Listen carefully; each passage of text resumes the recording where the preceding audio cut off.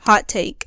DIY isn't always sustainable. We love to believe that making things for ourselves automatically means that it's better for the planet. But let's be honest. Some of these eco-friendly crafts require a lot of things that most of us don't have. Time and money. And if we're being real, DIY has become less about being sustainable and more about creating a look, because somehow we managed to turn reusing what we have into another reason to buy more. You've probably seen it. Someone turning old jars into aesthetic storage, or crafting reusable cotton pads out of old fabric. And I'm no way in saying that these things are bad or that all DIY projects are bad. Some of them are actually good. They help reduce waste because you're reusing things over and over again and turning that old thing into something new. Save money because you're not out there buying new and new every time. You're just, again, reusing something old and turning it new again. And sometimes it can save time. But in practice, some DIY crafts or projects can sometimes lead to more consumption. That means buying supplies, tools, and decor for the project. DIY culture online often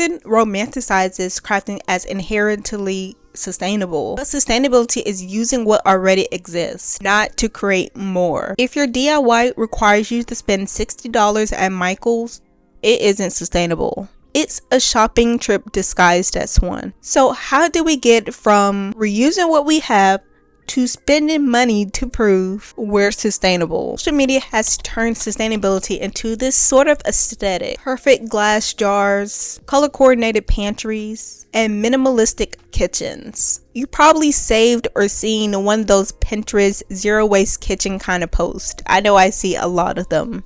Sustainable living has been tied into this sort of aesthetic or lifestyle that costs money to maintain. We're told to ditch plastic, but somehow that means replacing everything with mason jars and bamboo everything. This cycle feeds corporations. It's just labeled differently. And here's the irony. DIY was supposed to be the opposite of that. DIY can feel eco-friendly, but if you're constantly buying supplies, it becomes a loop of aesthetic consumption. Let me give you an example or an analogy. It's kind of like deciding that you want to be more active. You realize that there's a park with a walkway where you could walk around, and the park is only 10 minutes away from your place. And instead of walking to the park, which is only about 10 minutes away, just walkways, you decide to drive to the park so you can go walking at the park. You technically did the thing, but you missed the point. And again, I want to reiterate this. Some DIY projects or crafts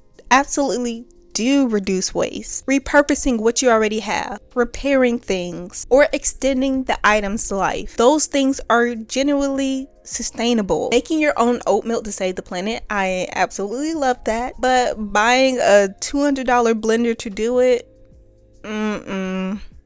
maybe not. And that's just me personally. If you want to do it, go right ahead. There's no problem to doing that.